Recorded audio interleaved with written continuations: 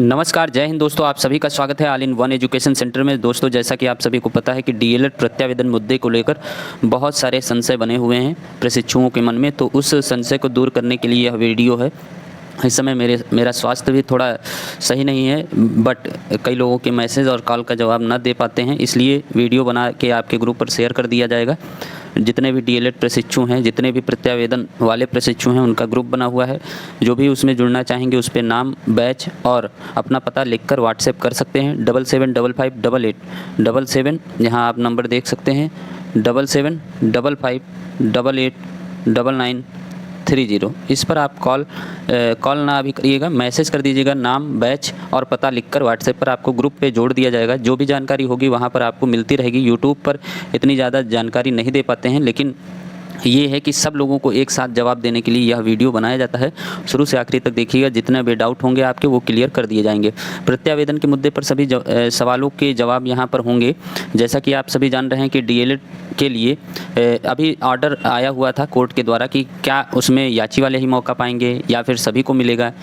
तो ऐसे में आपको स्पष्ट कर दूं कि कई जगह भ्रामक सूचनाएं सब जगह फैल गई हैं। कई जगह नहीं, बहुत जगह वही जो हम साक्ष्य लगाए हुए थे केस में कि डीएलएड को और मौका मिला था इससे पहले भी, जिसमें 15, 17, 18 और 13 तक के बैच वाले प्रशिक्षु उसमें शामिल हुए थे। उसकी नोटिस हमने साक्ष्य के रूप में लगाई हुई थी, और जब 16 पेज का आर्डर आया कोर्ट की तरफ से तो वो साक्ष्य उसमें दिखाए गए हैं कि इस साक्ष्य के बिहाफ पर हम जजमेंट कर रहे हैं। लेकिन वो साक्ष्य जो था हिंदी में टाइपिंग, उसमें एक जगह 2022 की जगह 23 लिख गया था, जिसमें 19 बैच कहीं जिक्र ही नहीं है। तो वो पहली बात तो जजमेंट है नहीं, ठीक। अब 19 बैच लीड कर रहा था कोर्ट केस को, तो 19 बैच शामिल कैसे नहीं होगा? ये तो बिल्कुल मूर्खता वाली बात है। कई लोग इसको फालतू का मैसेज इधर उधर फॉरवर्ड करके जो 19 बैच के प्रशिक्षु हैं उनको परेशान करने का काम कर रहे हैं।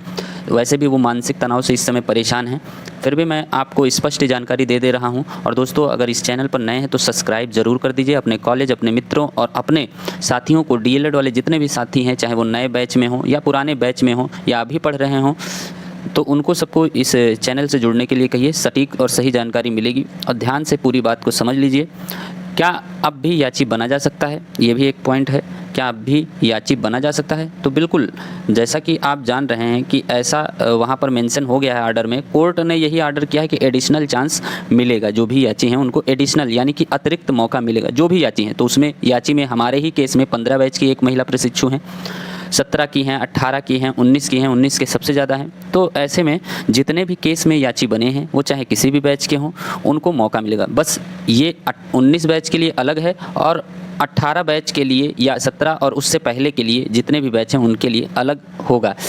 तो ऐसे में आप समझ लीजिए 19 बैच में चूँकि वो आर्डर जो साक्ष्य प्रस्तुत किए गए थे 19 बैच भी मौका उसमें शामिल हो सके, उसमें 19 बैच का जिक्र नहीं था, और इसीलिए सभी लोग उस गलत मैसेज को फॉरवर्ड कर रहे थे। सब जगह वही फॉरवर्ड किया गया। लेकिन आपको बता दें कि 19 बैच भी उसमें शामिल हो रहा है। और 19 बैच में एक प्रश्न ये भी पूछा जा रहा है कि क्या 19 बैच में सेकेंड सेमेस्टर में 3 बार एक सब्जेक्ट में बैक हैं, उसके अलावा थर्ड सेमेस्टर में किसी एक सब्जेक्ट में बैक हैं, तो क्या उनको चांस नहीं मिलेगा? ऐसा कई यूट्यूब चैनल बता रहा है कि सेकेंड सेमेस्टर में अगर 3 सब्जेक्ट में बैक है और थर्ड सेमेस्टर में पास हैं तभी मौका मिलेगा, और अगर थर्ड सेमेस्टर में किसी विषय में बैक लगी है तो मौका नहीं मिलेगा। ऐसा बिल्कुल नहीं है दोस्तों, कोई भी ऐसी सूचना नहीं है। जब आप अभी थर्ड सेमेस्टर में और चांस बाकी हैं तो उनको मौका कैसे नहीं मिलेगा? बस ये है शर्त कि दूसरे सेमेस्टर में जिस सब्जेक्ट में आपका बैक है, हालांकि प्रोबेबिलिटी सबसे ज़्यादा यही है कि सेकेंड सेमेस्टर में केवल एक ही विषय में 3 बार बैक होना चाहिए। उसके अलावा और सब्जेक्ट में होगा तो मुश्किल हो जाएगा, लेकिन एक ही विषय में 3 बार बैक है तो चौथा चांस मिलेगा। उसमें अगर आप पास हो जाते हैं तो थर्ड सेमेस्टर में बैक परीक्षा देने का मौका ज़रूर मिलेगा। तो इसके लिए संशय न रखिए।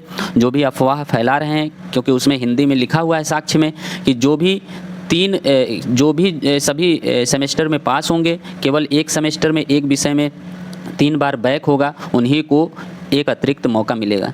तो भाई 19 बैच अभी ऐसा हुआ ही नहीं कि उसका चौथा सेमेस्टर हुआ ही नहीं है, तो उनके लिए वो फैसला हो ही नहीं सकता था। वो आपको समझना चाहिए। उसमें नीचे लिखा है रजिस्ट्रार PNP यानी प्रयागराज द्वारा वो नोटिस निकाली गई थी, ना कि जजमेंट है वो। तो इस वजह से आप घबराएं नहीं। तो सेकेंड सेमेस्टर में अगर आप एक विषय में 3 बार बैक हैं तो चौथा चांस ज़रूर मिलेगा, और उसमें अगर पास हो गए तो थर्ड में अगर आप पास हैं तो ठीक है, नहीं पास हैं, एक सब्जेक्ट में बैक लगा है तो या 2 में है तो आपको चांस मिलने की पूरी संभावना है और मिलेगा भी। ठीक है, बैक वालों को और आगे की बात है, जैसे 18 या अदर बैच हैं, इससे 19 से पहले वाले जितने भी डीएलईड या बीटीसी बैच है उसमें केवल एक ही विषय में 3 बार बैक है तो आपको मौका मिलेगा, और आप अगर पास हो गए तो आपका क्लियर हो जाएगा डीएलईड। ये नहीं कि आपके अन्य बैच में अदर आपके बैक लगे हों। इस वजह से आपका एक ही विषय में 3 बार बैक है तो अदर बैच वालों के लिए मौका मिलेगा और वो पास ज़रूर होंगे। अच्छे से तैयारी बस करते रहिए, परीक्षा बहुत जल्दी होने वाली है।